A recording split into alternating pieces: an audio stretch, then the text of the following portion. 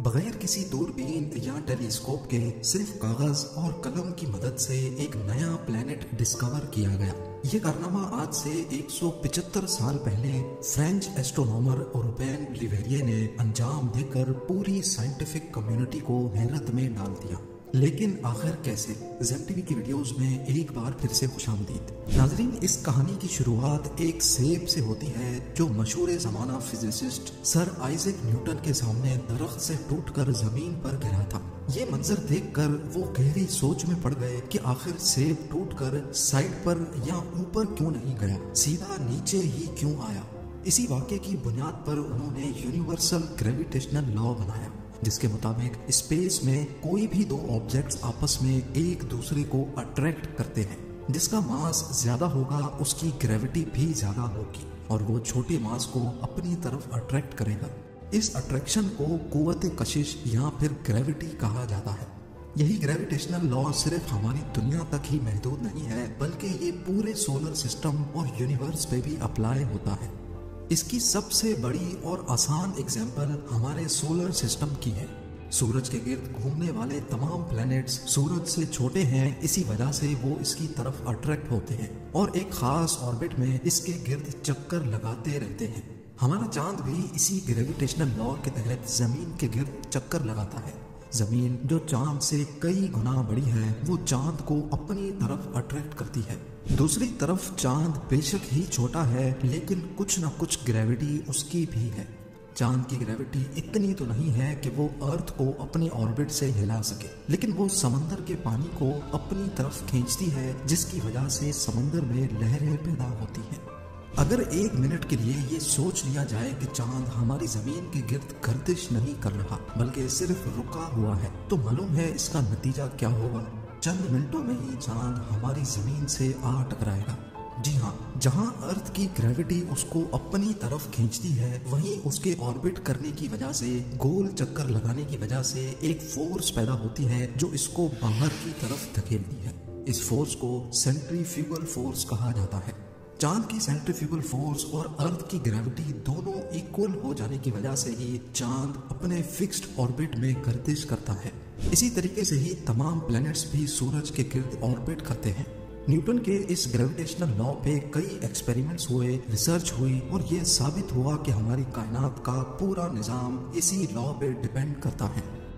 ये बात हो रही है साल 1840 की, जब हमारे सोलर सिस्टम का आखिरी प्लैनेट यूरेनस हुआ करता था। हमारे अर्थ से 4 गुना बड़ा ये प्लैनेट कुछ ही अरसे पहले 1781 में एक टेलीस्कोप की मदद से डिस्कवर किया गया था।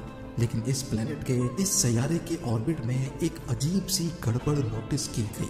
गड़बड़ ये थी कि ये न्यूटन के ग्रेविटेशनल लॉ पे पूरी तरह अमल नहीं कर रहा था। ये अपने ऑर्बिट में एक खास पॉइंट पे आकर अपने आप इधर उधर होने लगता। ग्रेविटेशनल लॉ जिसकी वजह से पूरी यूनिवर्स का सिस्टम चल रहा है, भला सिर्फ एक प्लैनेट उसके खिलाफ कैसे काम कर सकता है? पूरे 60 सालों तक दुनिया भर के एस्ट्रोनॉमर्स यूरेनस के इस अनोखे अमल को देखकर परेशान थे। इनमें एक फ्रेंच एस्ट्रोनॉमर रूबेन लिवेरिए भी थे। वो सारी रात यूरेनस को स्टडी करते रहते, लेकिन उसका ग्रेविटेशनल लॉ के अगेंस्ट हरकत करना और अपने ऑर्बिट से निकल जाना उनकी समझ से भी बाहर था। लिवेरिए का कहना था कि ऐसा सिर्फ एक कंडीशन में मुमकिन हो सकता है कि जिस पॉइंट पे यूरेनस अपने ऑर्बिट से निकलकर ऊपर नीचे मूव करता है, वहाँ उसके करीब कोई बहुत बड़ा मास या प्लेनेट हो। लेकिन मसला तो यही था कि किसी को भी उसके आसपास कोई प्लेनेट नजर नहीं आ रहा था। हत्ता कि कुछ एस्ट्रोनॉमर्स ने तो ये भी कहना शुरू कर दिया कि न्यूटन के ग्रेविटेशनल लॉ में कोई चीज मिसिंग है, शायद ये लॉ ही गलत है। लिवेरिए, जिन्होंने अपनी ज्यादातर जिंदगी स्टार्स और प्लेनेट पर रिसर्च करके गुजारी थी, वो अपनी बात पर डटे रहे कि ग्रेविटेशनल लॉ बिल्कुल सही है और यूरेनस को कोई दूसरा प्लेनेट अपनी तरफ अट्रैक्ट कर रहा है। 23 सितंबर 1846 की रात को लिवेरिए मामूल के मुताबिक दोबारा आसमान की तरफ देखकर गहरी सोच में मुब्तला थे। तभी उन्होंने एक कागज और कलम उठाया और लंबी चौड़ी मैथमेटिकल कैलकुलेशन करने में मसरूफ हो गए। जब कैलकुलेशन का रिजल्ट आया तो उन्होंने यूरेनस के पास एक पिन पॉइंट लोकेशन की निशानदेही की। ان کا کہنا تھا کہ اس پوائنٹ پر ضرور کوئی دوسرا پلینٹ یورینس کے قریب موجود ہے۔ نہ صرف اس کی پوزیشن بلکہ لیویریے نے اس پلینٹ کا ماس بھی کیلکولیٹ کیا اور یہ نتیجہ نکالا کہ اس سیکرٹ پلینٹ کا ماس بھی یورینس جتنا ہی ہے۔ جب انہوں نے یہ تمام ڈیٹیلز پبلک کر دی تو اس تھیوری کو اپوز کرنے والے ایسٹرونامرز نے لیویریے کا ٹھیک ٹھاک مذاق بنایا، کیونکہ یورینس کے قریب بظاہر ایسا کوئی پلینٹ موجود ہی نہیں تھا۔ انہوں نے یہ تمام ڈیٹیلز برلن میں موجود اس وقت کی سب سے بڑی آبزرویٹری کو بھیجی اور ان سے ریکویسٹ کی کہ اسپیس کے ٹھیک اس خاص حصے میں یورینس کے قریب کسی طاقتور ٹیلیسکوپ سے دیکھا جائے۔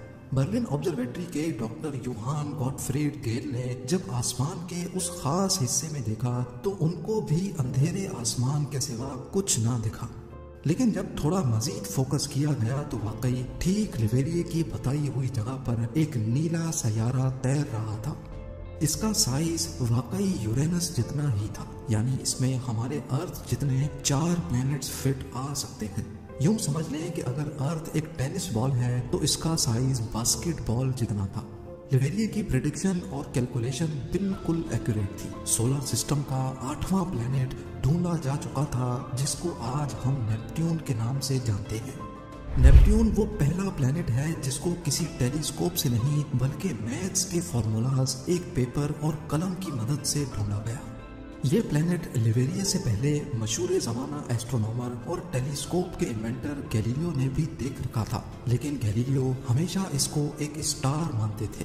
انہوں نے اپنی کئی ڈرائنگز میں اس کو ڈرا بھی کیا تھا، لیکن صرف ایک اسٹار کی حیثیت سے، کسی پلینٹ یا سیارے کی حیثیت سے نہیں۔ یہی وجہ تھی کہ اس کو ڈسکور کرنے کا سارا کریڈٹ گیلیلیو کے بجائے لیویریے کے پاس ہی گیا۔ کریڈٹ تو ان کو بے شک مل ہی گیا تھا، لیکن وہ ہمیشہ چاہتے تھے کہ اس پلینٹ کا نام بھی ان کے اپنے نام لیویریے سے جوڑا جائے۔ پر کیونکہ اس وقت پلینٹس اور اسٹارز کے نام ہمیشہ دیوتاؤں کے نام پہ رکھے جاتے تھے، اسی وجہ سے کئی لوگوں کو اس نئے پلینٹ کا نام لیویریے سے جوڑنے پر اعتراض تھا۔ سب کی میوچول انڈرسٹینڈنگ کے بعد اس کا نام رومن دیوتا نیپٹیون کے نام پہ رکھا گیا۔ 1989 میں ناسا کا وائجر 2 اسپیس کرافٹ پہلی بار نیپٹیون کے پاس سے گزارا گیا۔ 3000 میل دور سے وائجر 2 نے نیپٹیون کی کئی فوٹوگرافز کیپچر کی۔ یہ ہمارے سولر سسٹم کا سب سے دور اور سب سے آخری پلینٹ ہے۔ یوں سمجھ لیں کہ اگر ارتھ سے سورج کا ڈسٹینس 1 ایسٹرونومیکل یونٹ ہے تو نیپٹیون سورج سے 30 ایسٹرونومیکل یونٹس دور ہے۔ سورج سے اتنا دور ہونے کی وجہ سے ہی یہاں کا ٹیمپریچر -190 ڈگری سیلسیس رہتا ہے۔ ناسا کے مطابق یہ برف کا بہت بڑا جائنٹ ہے جہاں ہر وقت طوفان چل رہے ہوتے ہیں، ایسے طوفان جن کی اسپیڈ 2000 کلومیٹرز پر آور تک پہنچتی ہے۔ یاد رہے کہ ارتھ پر سب سے تیز طوفان کی اسپیڈ 407 کلومیٹرز پر آور تک ریکارڈ کی گئی تھی۔ یہاں کا ایک دن ارتھ کے 16 گھنٹوں کے برابر اور یہاں کا ایک سال ارتھ کے 165 سالوں جتنا لمبا ہے۔ لیویریے جنہوں نے صرف میتھس کے فارمولا سے اس پلینٹ کو ڈھونڈا تھا وہ آج زندہ تو نہیں ہے، لیکن پیرس میں ان کی قبر پر نیپٹیون کا یہ ماڈل ان کے کارنامے کو ہمیشہ یاد دلاتا رہے گا۔ امید ہے زین ٹی وی کی یہ ویڈیو بھی آپ لوگ بھرپور لائک اور شیئر کریں گے۔ آپ لوگوں کے پیار بھرے کامنٹس کا بے حد شکریہ۔ ملتے ہیں اگلی شاندار ویڈیو میں۔